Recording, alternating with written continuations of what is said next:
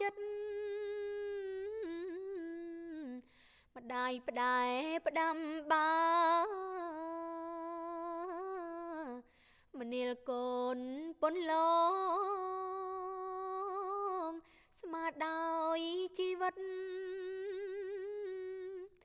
ចូលកូនអើយមកចិត្តផ្ដាយផ្ដែផ្ដាំបាចូលកូនធ្វើខ្លួនឲ្យល្អថ្លៃថ្លាកូននឹងអើយបានជាពលរដ្ឋខ្មែរល្អ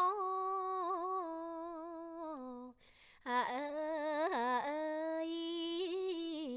កូននឹងអើយបានជា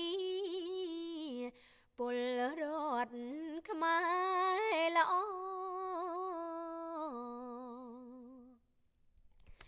អង្តីតាំងកាលខ្មែរទុកខ្លោចផ្សារងទុកអើយវេទនីខ្មែរទាំងនគរអង្តីតាំងកាលខ្មែរទុកខ្លោចផ្សារងទុកអើយវេទនីខ្មែរទាំងនគរនាំគ្នាប្រយ័ត្នកុំឲ្យបន្តកើតក្នុងនគរដែនដីកម្ពុជាអើយ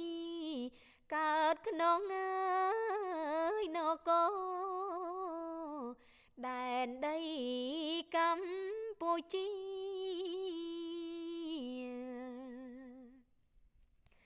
ខ្មែរមានមនោគមជាប្រលឹងជាតិរក្សាកុំក្លៀនកូនចៅក្រុមគ្នាខ្មែរមានមនោគមជាប្រលឹងជាតិរក្សាកុំក្លៀនកូនចៅក្រុមគ្នាវប្បធម៌ផូរផង់តាំងពីដូនតាមានពុទ្ធអើយធាសាសនាជាគ្រឹងមូលដ្ឋានអើយមានពុទ្ធសាសនាជាគ្រឹងមូលដ្ឋានបណ្ដុងស្មារតីសាមគ្គីធម៌ចកនបវរកុំប្រហែងប្រានបណ្ដុងស្មារតីសាមគ្គីធម៌ចកនបវរ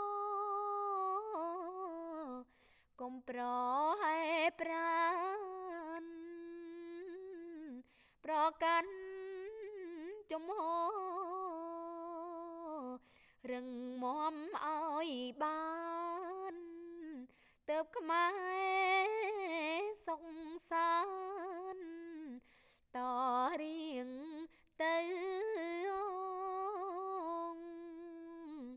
អើ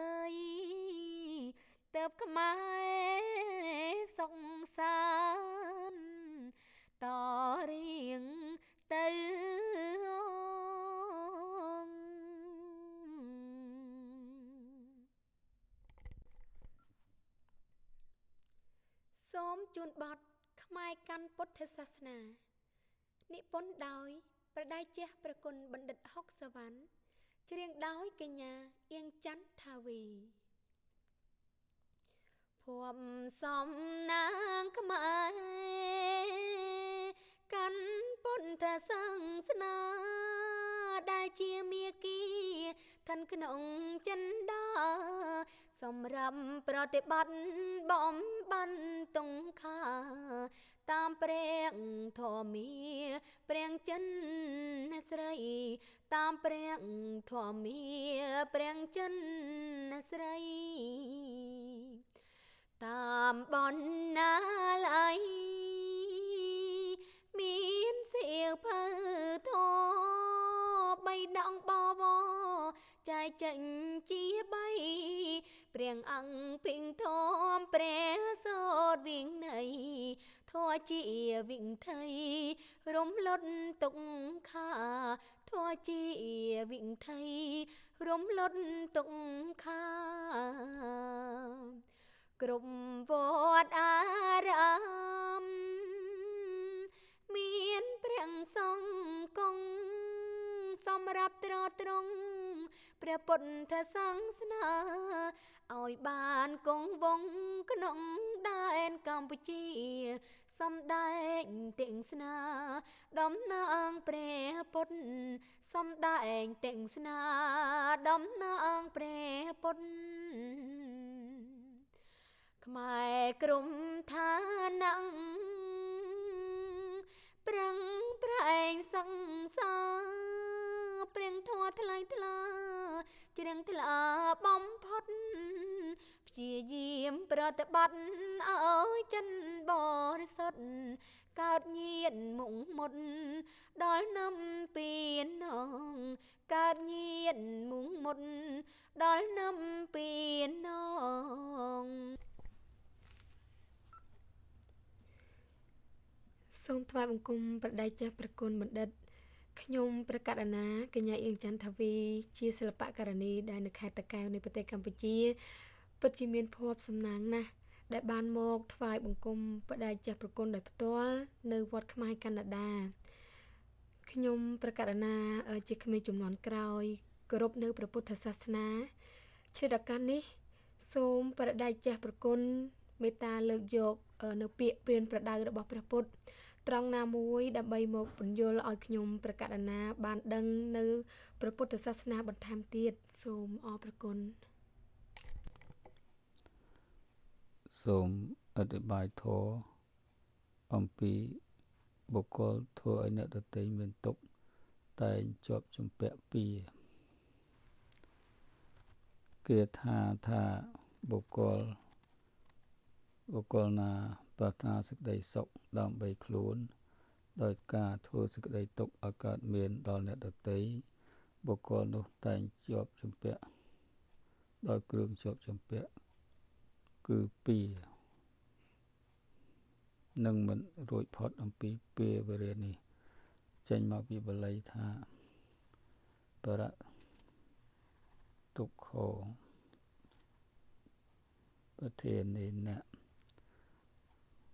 យោអត្តណោសុខមិច្ចតិវេរសង្សកៈសង្សថោ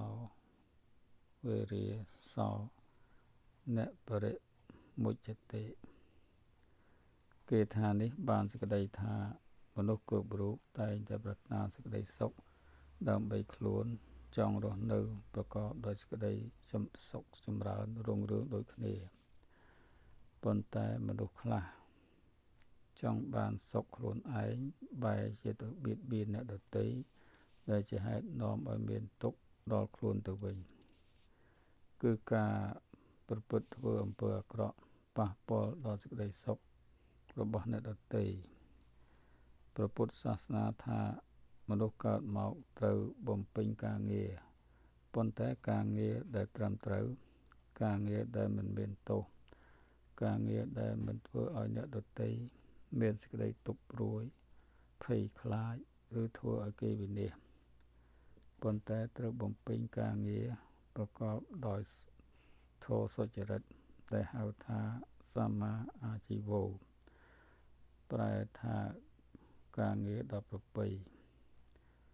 ខាងចុងនៃគាថានេះបញ្ជាក់ថា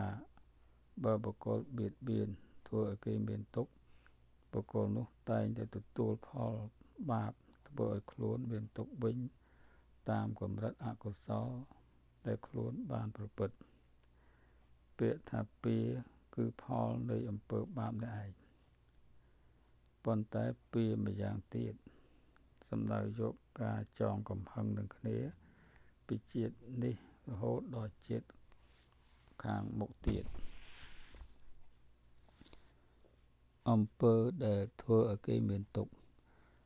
មានប្រភេទច្រើនយ៉ាងមានបុគ្គលខ្លះ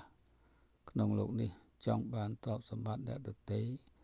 ក៏ប្រព្រឹត្តការលួចឆក់ប្លន់បើអ្នករដ្ឋការប្រព្រឹត្តអំពើពុករលួយមានអ្នកលួចឬប្លន់ខ្លះហេតុរហូតដល់សម្លាប់ម្ចាស់ទ្រព្យថែមទៀតធ្វើឲ្យគេមានទុក្ខគឺធ្វើឲ្យគេអស់ទ្រព្យសម្បត្តិ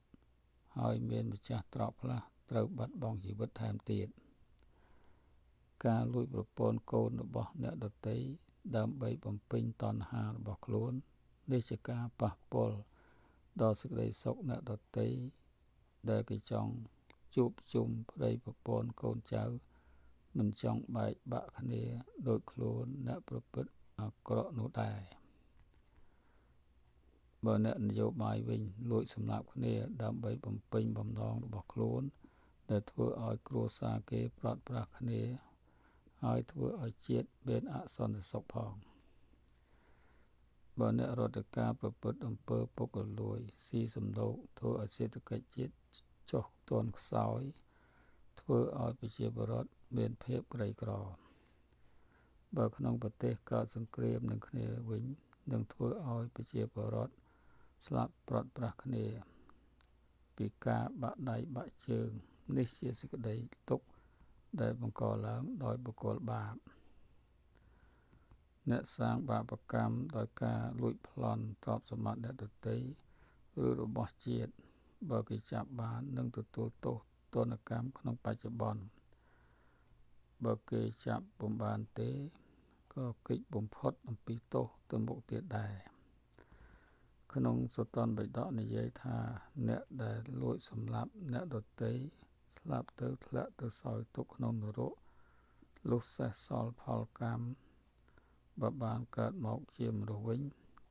បើមានទ្រព្យសម្បត្តិក៏ទុកបំគង់ចេះតែវិនាសទៅវិញដោយហេតុផ្សេងបើបុគ្គលសម្លាប់គេឬប្រើគេឲ្យសម្លាប់បើគេចាប់បាននឹងមានទោសទណ្ឌកម្មក្នុងបច្ចុប្បន្នតាមច្បាប់របស់រដ្ឋលោកបុគ្គលនោះស្លាប់ទៅនឹងធ្លាក់ទៅសោយទុក្ខក្នុងនរកលុះសេះសល់ផលកម្មបើបានកើតមកជាសត្វឬជាមនុស្សត្រូវគេសម្លាប់ជាច្រើនជាតិមានអាយុខ្លីដោយទោសនៃការសម្លាប់គេពីជាតិមុនដូច្នេះតាមអត្ថន័យនៃពុទ្ធភាษิតខាងលើនេះបញ្ជាក់ថាបើបុគ្គលចង់បានសេចក្តីសុខដល់ខ្លួនមិនត្រូវបៀតបៀនមនុស្សសត្វដទៃឡើយផ្ទុយទៅវិញត្រូវសាងអំពើល្អព្រោះសេចក្តីសុខកើតអំពីការកសាងអំពើល្អនេះឯងសមដោយពុទ្ធភាษิតមួយបទពោលថាណដ្ឋិសន្តិបរាំងសុខខាងមានន័យថាសេចក្តីសុខកើតពីការស្ងប់គឺស្ងប់ពុំធ្វើអំពើបាបនេះឯង